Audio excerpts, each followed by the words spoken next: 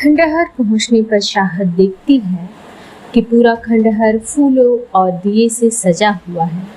चाहत को देखते से ही शैतानी बिल्ला खुश होते हुए चाहत से कहता है, मुझे पता था कि तुम जरूर आओगे।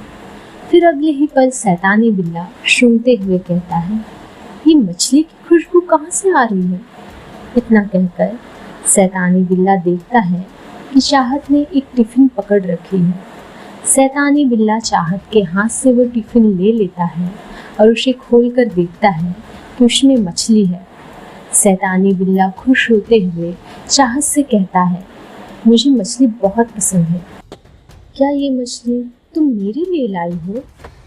चाहत कुछ कहती नहीं है, बस वो मुस्कुराते हुए अपना सिर हाँ में हिला देती है।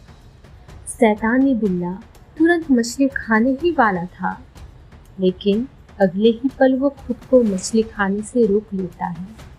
शैतानी बिल्ला चतुर मुस्कान के साथ चाहत से कहता है, तुम मेरे लिए मछली क्यों लेकर आई हो? कहीं तुमने इसमें कुछ मिलाया तो नहीं है? चाहत तुरंत अपना सिर ना में हिलाते हुए जवाब देती है, नहीं, मैंने इसमें कुछ नहीं मिलाया है। तुम चाहो तो मैं इसे खाकर दिखा सकती हूँ। इतना कहकर चाहत मछली का एक टुकड़ा खा लेती है। चाहत के मछली खाने पर शैतानी बिल्ला को यकीन हो जाता है कि चाहत ने मछली में कुछ नहीं मिलाया है। तो फिर वो शैतानी बिल्ला चाहत से मछली ले लेता है और मछली खाने लग जाता है। इधर चाहत खंडहर में टहलने लग जाती है। शैतानी बिल्ला चाहत से कहता है, क्या हुआ, कुछ ढूंढ रही हो क्या? चाहत मुस्कुराते हुए कहती है, नहीं, मैं तो बस इस खंडहर की सजावट को देख रही थी। शैतानी बिल्ला मछली खाते हुए कहता है, हाँ, ये सब सजावट मैंने तुम्हारे और मेरे लिए ही तो की है। ये देखो, हमारे बिस्तर तक जाने वाली राह पर भी मैंने फूल बिछा दिए हैं। चाहत कुछ कहती नहीं है, बस चुपचाप जाकर बिस्तर पर बैठ जाती है और मुस्कुराते हुए शैतानी बिल्ले को देखने लगती है।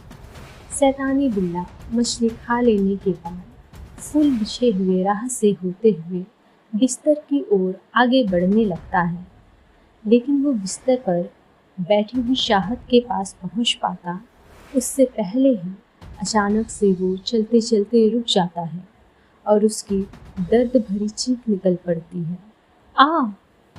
फिर वो शैतानी बिल्ला गुस्से से बौखलाते हुए कहता है, धोखा।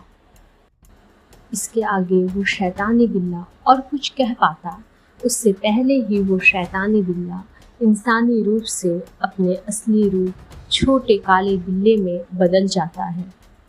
अब वो काला बिल्ला कहराते और अपने लड़खड़ाते कदमों के साथ चाहत की तरफ बढ़ने लगता है, लेकिन वो चाहत को स्पर्श भी कर पाता उससे पहले ही वो शैतानी बिल्ला बेहोश हो जाता है और वो धड़ाम से जमीन पर गिर पड़ता है।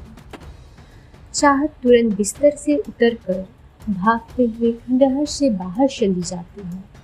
खंडहर के बाहर ही पंडित जी खड़े थे। पंडित जी तुरंत चाहत से पूछते हैं, क्या वो शैतानी बिल्ला बेहोश हुआ? चाहत अपना सिर हाँ में हिलाते हुए जवाब देती है, हाँ। पंडित जी चाहत से फिर पूछते हैं, तुमने अगर बेहोशी की दवाई मछली में नहीं मिलाई तो फिर बिल्ला बेहोश कैसे हुआ? चाहत जवाब देते हुए कहती है, मैं जानती थी कि अचानक से मछली खिलाने पर शैतानी बिल्ले को मुझ पर शक हो जाएगा, इसलिए बेहोशी की दवाई को मैंने मछली में मिलाया ही नहीं, बल्कि बेहोशी की दवाई को मैंने एक सुई में लगाया था और मछली तो मैं इसलिए अपने साथ में लाई थी ताकि जब शैतानी बिल्ला मछली खाने में व्यस्त हो जाए तब मुझे मौका मिल जाए इस सुई को किसी ऐसी जगह पर रखने की जिससे ये सुई आसानी से शैतानी बिल्ले को चुभ जाए, और मुझे वो जगह मिल भी गई। शैतानी बिल्ले ने बिस्तर तक पहुंचने वाली राह पर फूलों को बिछा रखा था और जब शैतानी बिल्ला मछली खाने में व्यस्त था तो मैंने मौके का फायदा उठाकर उस बेहोशी वाले सुई को फूल वाले राह पर कुछ ऐसा रखा कि वो सुई दिख तो नहीं रहा था, लेकिन जब शैतानी बिल्ला उस फूल वाले राह पर चलकर बिस्तर की ओर बढ़ा तो वो सुई उसके पैर पर चुभ ही गई और फिर शैतानी बिल्ला बेहोश हो गया। चाहत का जवाब सुनकर पंडित जी फौरन शैतानी बिल्ले के पास जाने लगता है और उसे एक पिंजड़े में डाल देता है।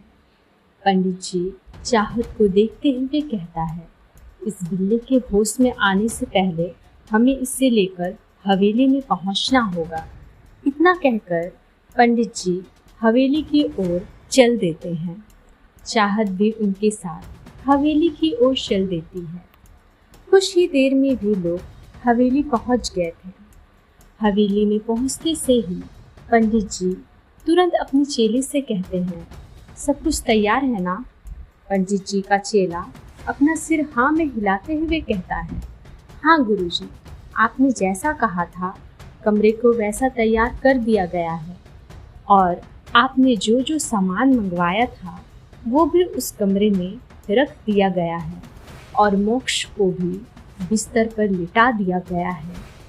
पंडित जी सबको बारी बारी देखते हुए कहते हैं, मोक्ष को पहले की तरह ठीक करने के लिए सबसे ज़रूरी चीज़ें इस पिंजरे में कैद शैतानी बिल्ली के नाखून, बाल और उसके खून की ज़रूरत है, जो अब मुझे आसानी से मिल जाएगा और अब मैं मोक्ष के पास जाता हूँ। तब तक सब यही कमरे के बाहर रहिए। इतना कहकर पंडित जी मोक्ष के कमरे में चला जाता है। पंडित जी देखते हैं कि मोक्ष की हालत खराब होने लग गई थी। पंडित जी तुरंत अंदर से दरवाजे को बंद कर देते हैं और मोक्ष को ठीक करने में लग जाते हैं। कुछ देर बाद सुबह हो गई थी और पंडित जी कमरे के दरवाजे को खोल देते हैं। कमरे का दरवाज़ा खुलते ही चाहत दौड़ते हुए कमरे के अंदर चली जाती है। वो देखती है कि खिड़की खुली हुई है और सूरज की किरणें मोक्ष पर पड़ रही हैं। लेकिन मोक्ष अब इंसानी रूप में बिस्तर पर लेटे हुए ही उसे देखकर मुस्कुरा रहा है। वो कोई शैतानी बिल्ला नहीं है। ये सब देखकर चाहत को राहत मिलती है। फिर वो पंडित जी, बिंदु और ललित तीनों का शुक्रिया करती है। फिर चाहत और मोक्ष दोनों खुशी खुशी एक दूसरे के साथ अपना जीवन बसर करने लग जाते हैं।